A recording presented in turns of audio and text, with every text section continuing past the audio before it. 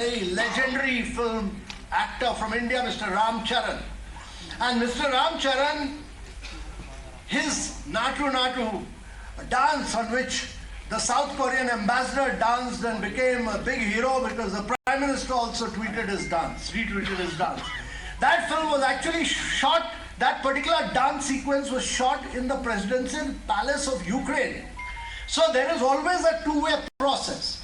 But I can tell you that we believe that in the world of globalization, in the world where we want a flow of ideas, where we want a flow of creativity, where we want a flow of unique cultures to flow from one place to another, there cannot be a better place than Kashmir, with all its peace, progress and prosperity, with its unique culture, with its unique handicraft, with its unique handloom, with its unique art forms, and much of which you will see in the next couple of days. So ladies and gentlemen, I'm truly delighted to welcome you. I take this opportunity to welcome the Honorable Minister, Mr. Kishan Reddy, who's one of our very dynamic ministers, and to welcome Mr. Jitendra Singh, who's not merely a great minister, but who's belongs to the state of Jammu and Kashmir. I would like to compliment the Ministry of Tourism for all the hard work the Minister and his Secretary have carried out.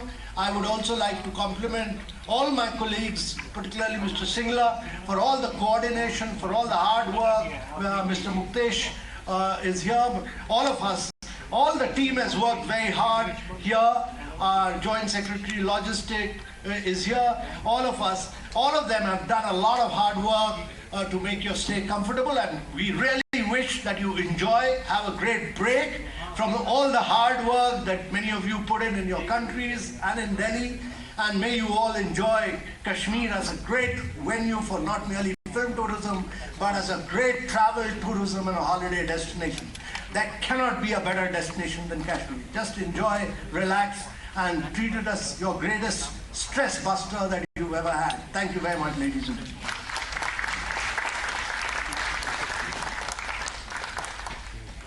Thank you very much indeed, sir. And ladies and gentlemen, gracing the occasion is Dr. Jitendra Singh, the Honorable Minister of State with independent charge of Science and Technology, who's leading from the front, carrying forward the Atmanirbhar Bharat mission and Honorable Prime Minister's inspiring vision of a developed India by 2047. And ladies and gentlemen, let's put our hands together to welcome the Honorable Minister for kindly sharing his esteemed views with all of us.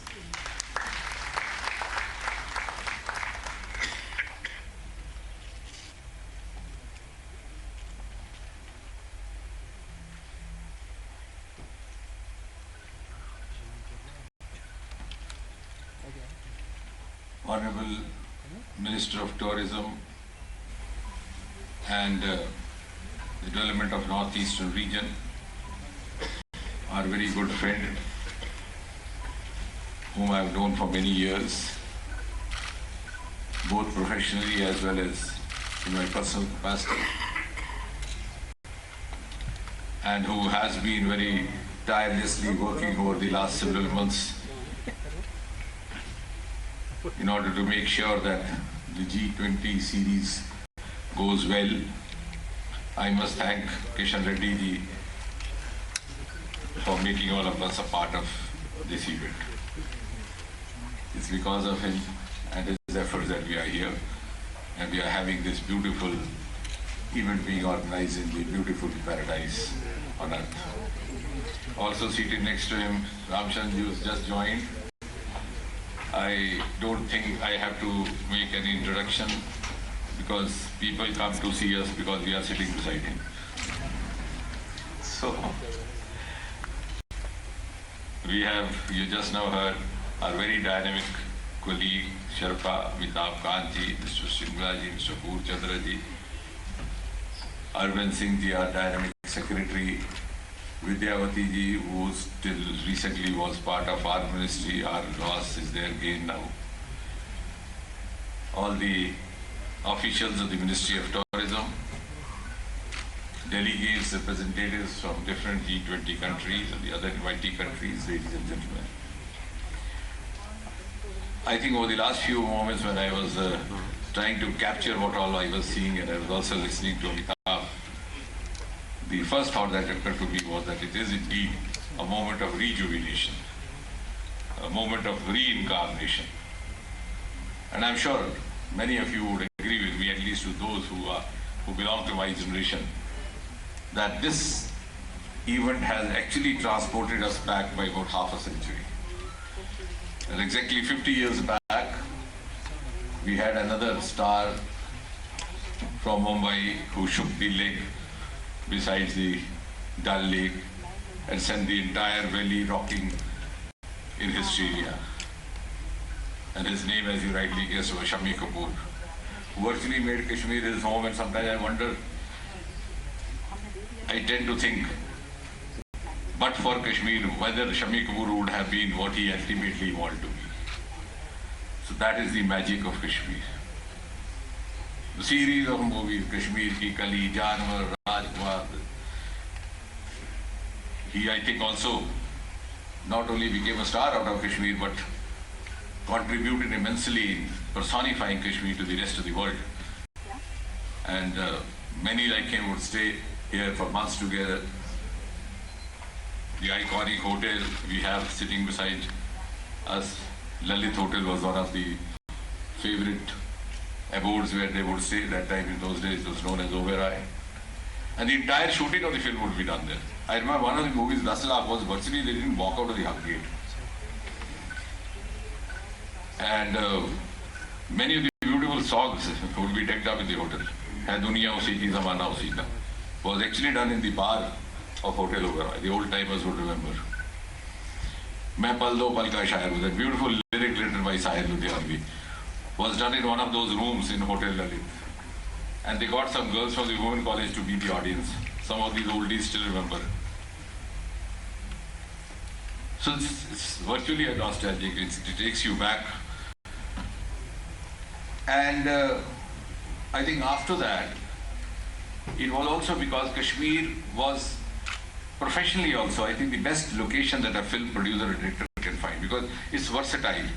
You have plateaus here, you have lakes here, you have fountains here, you have snow peaks here, you have skating areas here, you have golf courses here.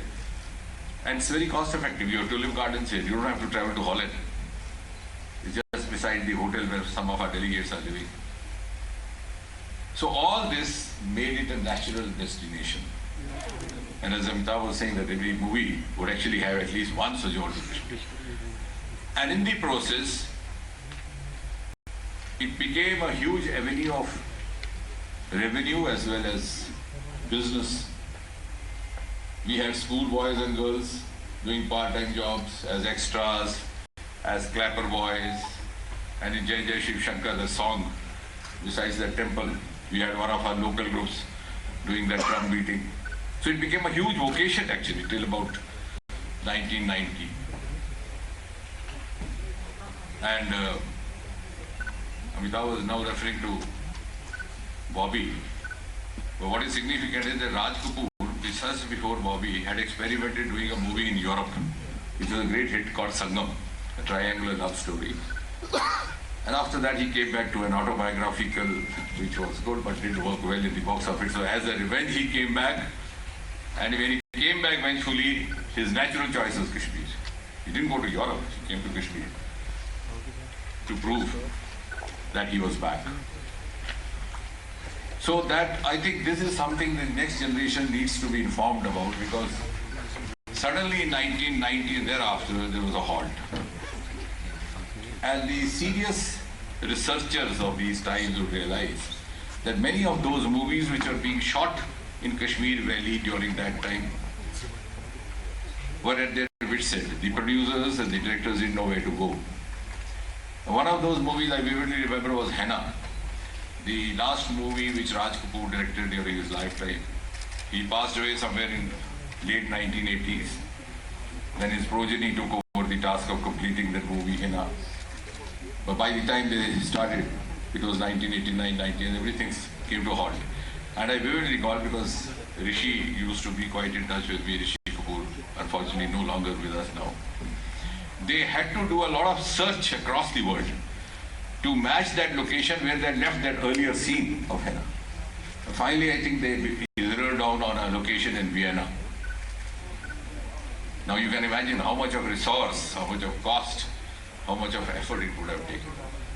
So that is Kashmir. It's not only that we sing songs out of being attached to this place, or being romantic about it, or being philosophical about it, or trying to create a myth about it. It's also that you see as a hardcore professional, you have no choice to withdraw. And then I think now this is the time of revival. That's why I say a moment of rejuvenation. And the other part, which is also not much talked about, because our memory goes back only up to Shammi Kapoor, maximum to Rajesh Khanna, then maximum way back to Devanand. But the first star of Bombay industry was produced from Jammu Kashmir. I know how many in this room will be able to guess it. It's crorepati question. Kaun banega crorepati? Jammu Kashmir has contributed hugely to Indian film industry. And you know who was the first star? Can anybody make a guess? Oh, no. Barai Sahni was never from Kashmir. Barai Sahni was from Lahore. He was from West Pakistan. No, KL Saigal. Kundan Lal Saigal, who is, if you read the archives of film industry, the first who came to be known as a star was Kundan Lal Saigal. He used to perform in theatre over here. They went to Simla as a salesman in some company. There he was discovered a PC Sarkar, who had a studio in Calcutta, because most of the industry was in Calcutta those days. Later on, the film industry, Bollywood took over, and the capital also shifted over to Bombay, the national capital. Then he took him over to Calcutta, and then he, of course, became a singing star. Then also came back to Bombay. And in the recent times, not Barai Sahni, but another Punjabi family hailed from Srinagar, and that was Ramanand Sagar. Ramanand Sagar actually is Chopra. That name adopted is Sagar. And his nephew, Vidhu Vinod Chopra, is a good friend of ours. He was my senior in the college. You heard the Union Minister there, hard selling Jammu and Kashmir as the destination for